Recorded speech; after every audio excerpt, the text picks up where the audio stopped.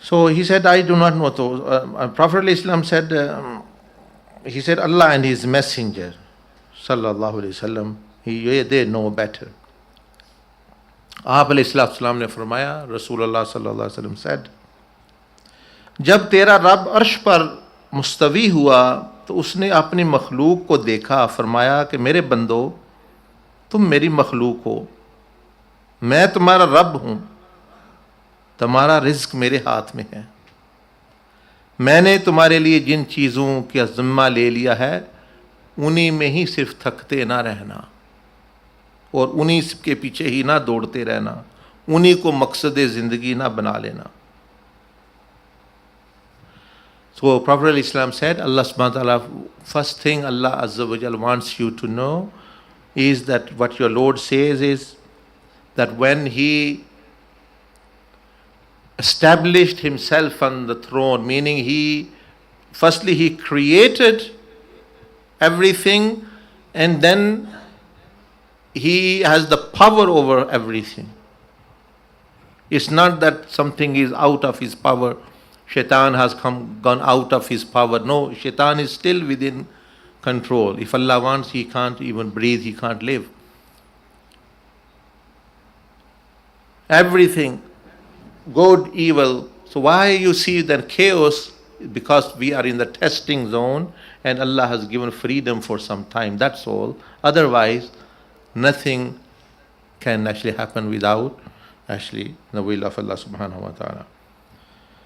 So Prophet ﷺ says, Allah subhanahu wa ta'ala established Himself in the throne and He said that, oh my servants, mere bando, tum meri makhluk ho, you are my servants, you are my creation. I am your Lord. You don't need to feed me, you don't need to give me anything. I am the one who is going to provide. So when I am the one who is going to provide, the rizq, the afiyah, the health and well-being and risk, everything is in my hand. And I have taken responsibility for you, certain things. Now, this should not happen that you are only running after dunya, which already I have taken responsibility. I am feeding good and bad people. Allah's friends and foes, they are both fed. Animals, insects, angels, everything getting their rizq. Everything is getting their rizq. So Allah subhanahu wa ta'ala says, that's already I've taken responsibility. Now, this should not happen that you are only focused on that part. Because that part I've already given to you.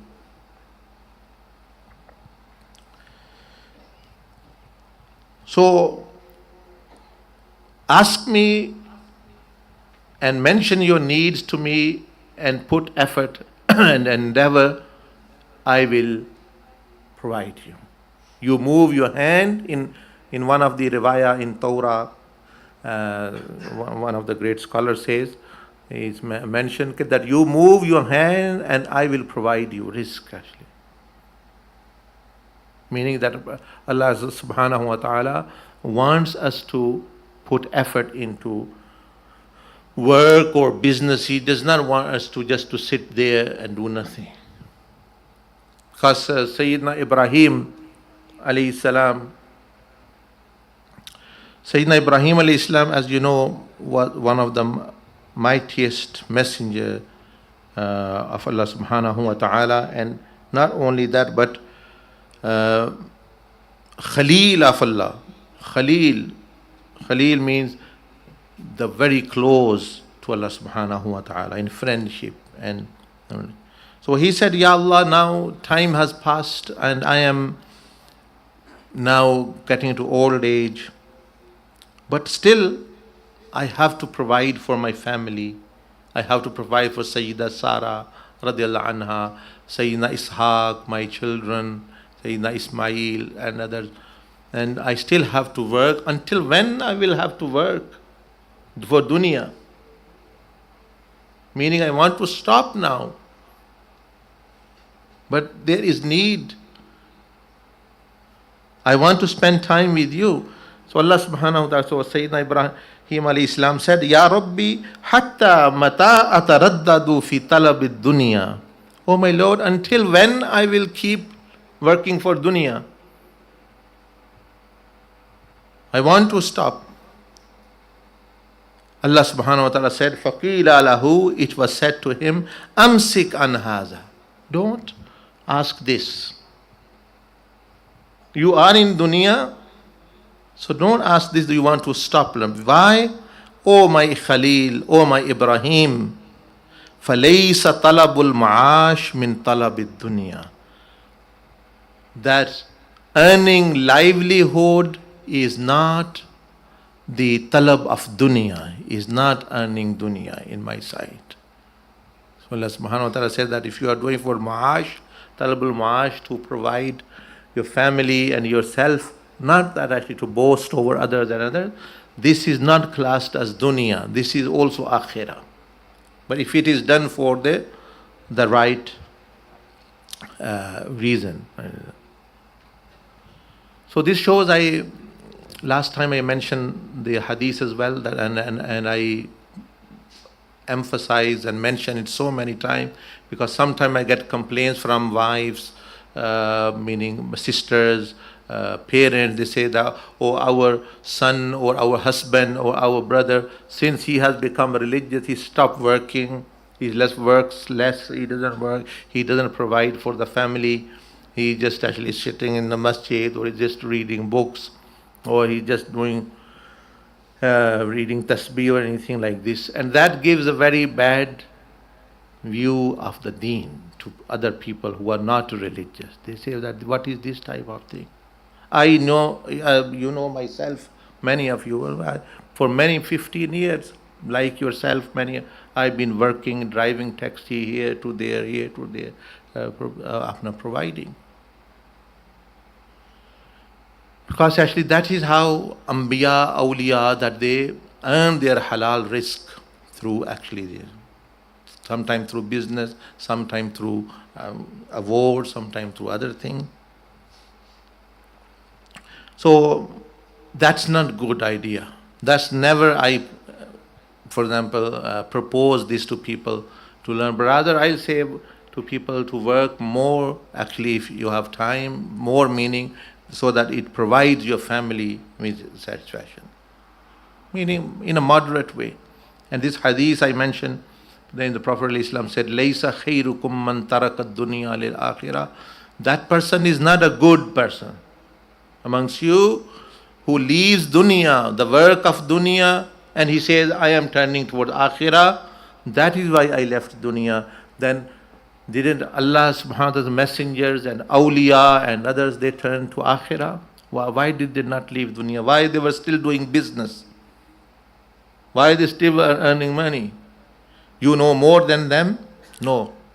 This means you are confused, and end of the day what's going to happen is either you're going to beg, or you're going to defraud, or you're going to commit fraud, or you're going to lie, and that's what's going to happen.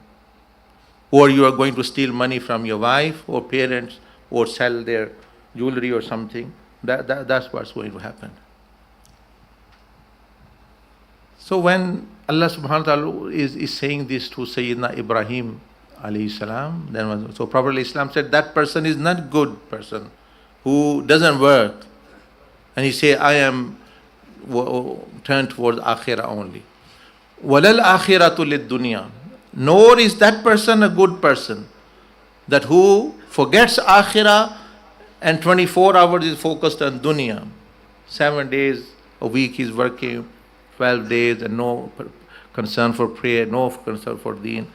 وَلَكِنْ خَيْرُكُمْ مَنْ أَخَذَ مِنْ هَذِي وَهَذِي. But the best amongst you is the one who gives the rights of dunya, due to dunya, to his family and thing, and he takes from the dunya his rights, and he takes from akhirah what he needs to take, meaning he makes his akhirah and makes his dunya. And like Imam Ahmad ibn Ataullah Sikandari rahimahullah said, that a person who works for dunya he works in dunya, he earns dunya, he makes something of dunya, but he is doing this for akhirah, that act itself becomes akhirah as well. That doesn't remain dunya. So one should be very, very clear about these matters. And then Prophet Islam continues and mention more about what Allah wants you to know. And because the time is not actually sufficient as such, so inshallah I will hopefully continue and finish this matter. But for this, whatever has been said is also a very good beginning and sufficient, and setting the scene for the person, that what a person is supposed to do. So may Allah subhanahu wa ta'ala wa jalla majduhu give us the understanding. And what I said in the beginning, that we are turning the nozzle on the wrong side. What is the right side?